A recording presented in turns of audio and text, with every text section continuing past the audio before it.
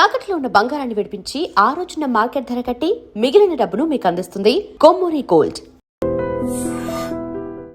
తర్వాత ఇన్ జనరల్గా సార్ రామారావు, నాగేశ్వరరావు, కృష్ణ గారు ఇదంతా ఇలా జరిగితే మీరు ఒక సక్సెస్ఫుల్ పర్సన్ నటుడుగానా, నిర్మాతగానా, లేకపోతే ఒక రియల్ ఎస్టేట్ రియల్టర్గానా, లేకపోతే రాజకీయాలు కాస్త పక్కన పెడదాం సార్, ఇందులో మీరు you are a very very highly successful person sir. అంటే ఫెయిల్యూర్స్ని దగ్గరికి రానివ్వని ఒక విజయవంతమైన వ్యక్తి మీరు. మీ అంత ఒక విజయవంతమైన వ్యక్తి అంటే మీ తాలూకా క్రమశిక్షణ అనండి, పట్టుదల, దీక్ష ఏమైనా అనండి దాన్ని. But you are a successful man till this minute. But cinema ఇండస్ట్రీలో మీరు వెళ్ళిన తర్వాత ఎంతమందో మీ కళ్ళెదురుగుండా ఫెయిల్ అయిన వాళ్ళు ఉన్నారు సార్. అంటే ఒక హరనాథ్ రాజు గారు కానీ, రాజుబాబు కొంత అయ్యే స్వయంకృత అపరాధాలు అంటారే.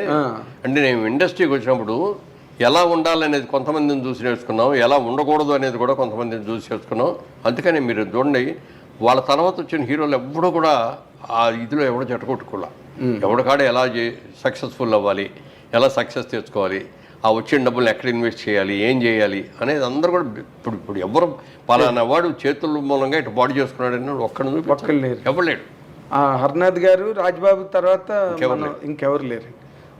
వాళ్ళతో మీరు కలిసి ఏమైనా వర్క్ చేశారా సార్? హర్నాథ్ గారితో చేయలేదు, రాజబాబుతో చాలా సినిమాలు చేశాం. బట్ రాజబాబు కూడా అంత హైలీ సక్సెస్ఫుల్ పర్సన్, కారణం ఏంటి సార్ ఆయన అలాగా? అంటే సొంత సినిమాలు తీయటం మొదలుపెట్టి కానీ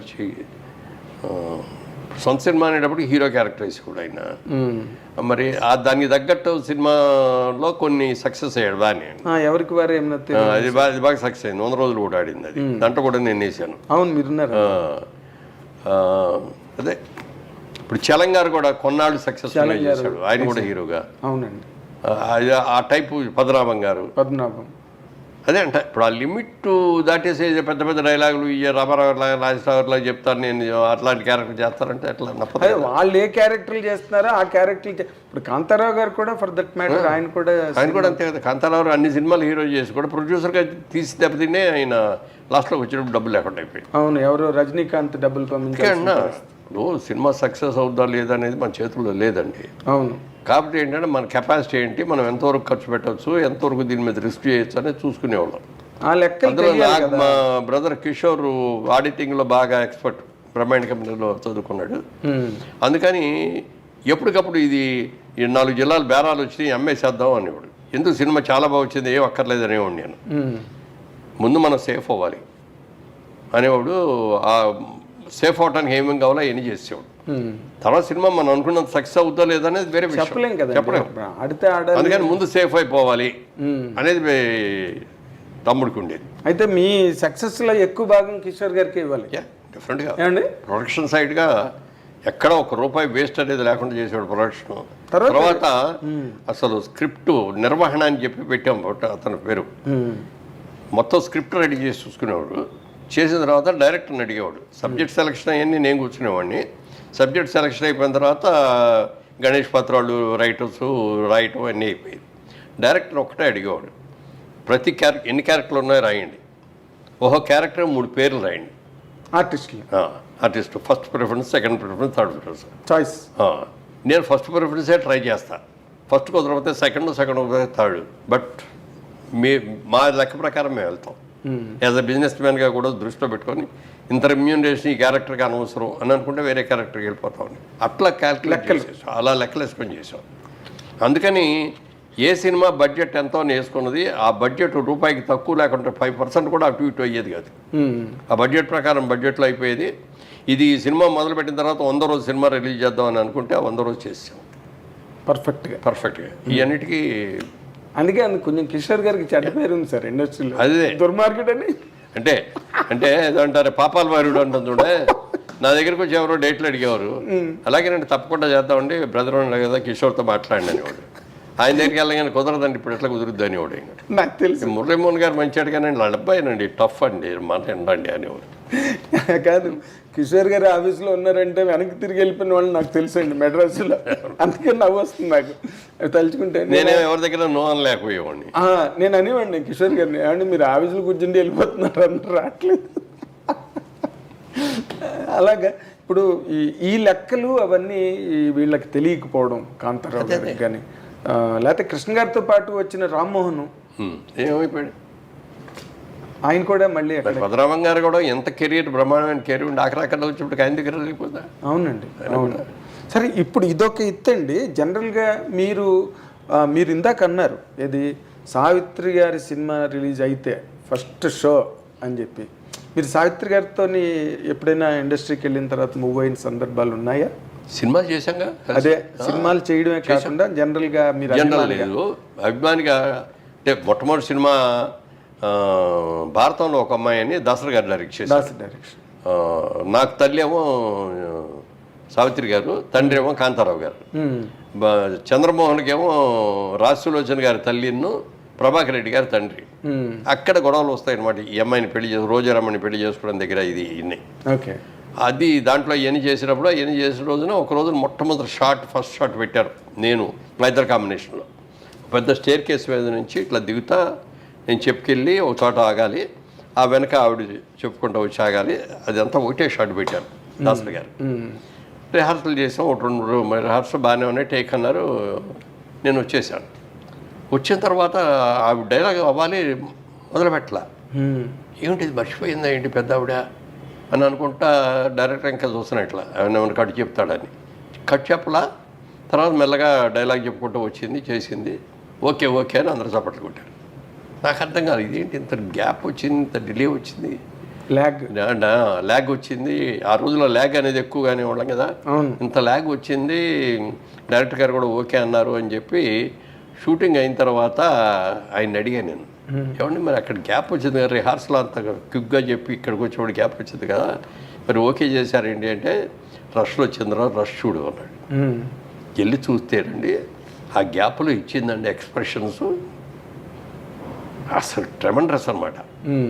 గ్యాప్ ఎందుకు తీసుకుందనే దానికి గొప్ప డైలాగ్ చెప్పేది ఎవరైనా చెప్తారండి. కానీ నేను చెప్పిన డైలాగ్కి ఆవిడ రియాక్షను ఇదన్నమా అట్లా ఇది చేసింది.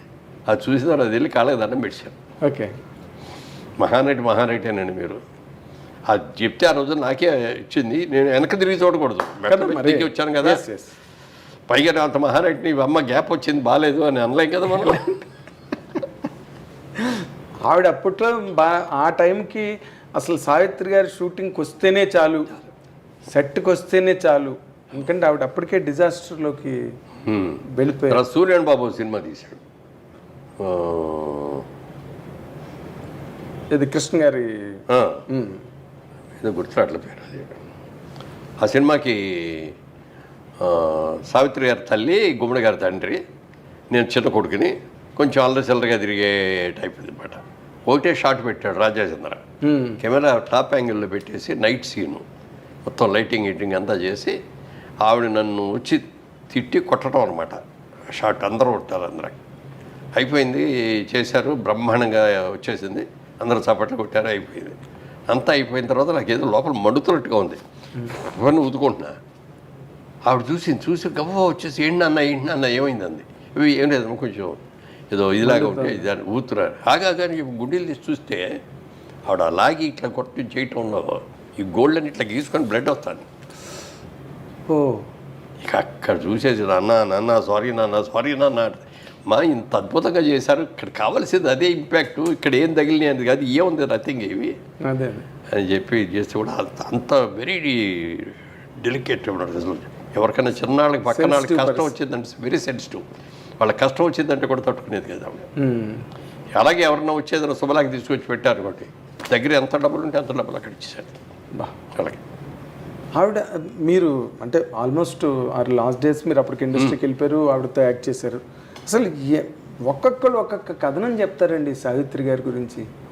ఎవరి వెర్షన్ వాడిది, ఎవరి వెర్షన్ ఆడిది సావిత్రి గారి. నేను నాకు చూసింది 9 వరకు అయితే అట్లా కొన్ని సినిమాలు రామాయణంలో పిట్టకల వేట ఇంకా అయ్యో కొన్ని సినిమాలు చేశాం మేము అందరం. ఆ సినిమాలన్నీ చాలా సక్సెస్ అయిన తర్వాత ఆవిడతో బాగా ర్యాప్ విపరీతంగా పెరిగింది. సరదాగా ఆవిడకి కూడా కార్డ్స్ ఆడటం ఇష్టం. 6 గంటలు దాటిన తర్వాత ఆవిడ షూటింగ్ చేసేది కాదు, 6కి వెళ్ళిపోతానని చెప్పేది. ఇది 6కి సీల్ 8కో 7 దాకానో 9 దాకానో అయ్యేటట్టు ఉంది అన్నప్పుడు డైరెక్టర్ వచ్చి సైగ చేసేవాడు మాకు. ఆవిడతో కూర్చొని ప్యాకాడేవాడు. ఓకే. ఆయన సైగ చేసేవాళ్ళు, సైగ చేసేస్తే ఇక మేము ఆట అయినా కూడా తిప్పేవాళ్ళం కాదు. కార్డు తీసేసి పడేసేసి ఆవిడ షో తిప్పేది. అబ్బా బలి పోయిందండి, ఇంకొక ముక్క వస్తే మాకు అయిపోయేదండి అనేవాళ్ళమే తప్ప. అంటే ఇక అవి పుచ్చుకోగానే అదొక సరదా, దాంట్లో ఇన్వాల్వ్ అయిపోయి టైం ఎంత అయిందనే చూసుకునేది కాదు.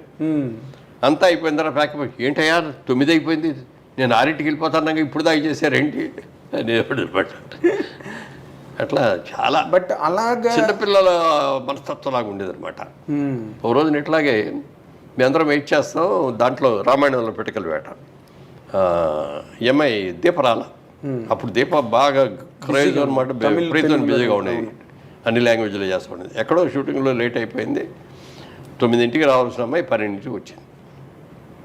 వచ్చేసి గబా మేకప్ రూమ్లో డ్రెస్ వేసుకొని రాకుండా సారీ డైరెక్టర్ గారు అంటే డైరెక్టర్ గారి దగ్గరికి వెళ్తాం కదా, వెళ్ళి ఏదో చెప్తాను పిలిచింది కూడా. ఏమనుకుంటున్నావు నువ్వు అక్కడ ఆలస్యం చేసిందాను, అవసరం అయింది, ఎందుకు అయింది అనేది వేరే విషయం. నువ్వు రాగానే మేకప్ తీసుకొని డ్రెస్ చేసుకొని వచ్చి షార్ట్ చేస్తావా అని మీకోసం మేము వెయిట్ చేయాలా ఇక్కడ, ఇంత ఇది నీకు ఆ మాత్రం కామన్ సెన్స్ లేదా అని చెప్పి లెఫ్ట్ అండ్ రైట్ చెప్పి అమ్మాయి బడబడబడి వెయిట్ చేసింది. అప్పుడు అందనమాట, నేను నీ మీద కోపంతో అనలేదు, మనం చాలా సిన్సియర్గా ఉండాలి, ఎంతమంది ఆర్టిస్టులు వెయిట్ చేస్తున్నారు, నేను 12ంటికే వస్తానండి, రేపు నాకు కుదరదండి అని నువ్వు చెప్పావనుకో, ఆయన ఇంకో సీట్ పెట్టుకునేవాడు, వేరే సీన్ తీసుకునేవాడు, ఎంత లాస్ వచ్చింది అతనికి అని చెప్తే ఇంకెప్పుడు అలా చేయనండి. మరి అంత కంట్రోల్డ్గా అంత డెడికేషన్ డిసిప్లిన్ ఉన్న మనిషి అలాంటి డిజాస్టర్లోకి ఎలా వెళ్ళిపోయారు సార్? నేను చేసిన భాషల సినిమా కర్ణాటకలో ఏదో ఫైట్ సీన్ తీశారు, అయిపోయి ఇక ఈవినింగ్ ఫ్లైట్కి వెళ్ళిపోవాలి. అది గొప్ప ఫినిష్ చేసి వచ్చి లిఫ్ట్ దగ్గరకు వచ్చి లిఫ్ట్ ఆన్ చేశాను, లిఫ్ట్ కిందకు వచ్చింది, ఓపెన్ అయింది, సావిత్రి గారు ఉన్నారు ఎదురుగుండా. ఏంటమ్మా మీరు వచ్చారేంటి, ఎప్పుడు వచ్చారని అమ్మ అనేవాడిని. అంటే నువ్వు చక్కటి తెల్లటి చీర కట్టుకొని వచ్చేది, చక్కగా ఉందన్నమాట.